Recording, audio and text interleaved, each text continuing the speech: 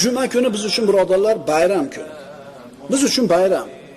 Sayyidul ayyom va hajjul hamma biladi buni. Jumaga kelganki odam bu jumlani biladi. Kunlarning sayyidi, miskinlarning haji. Mana shu kunni birodarlar bayram qilishlik kerak.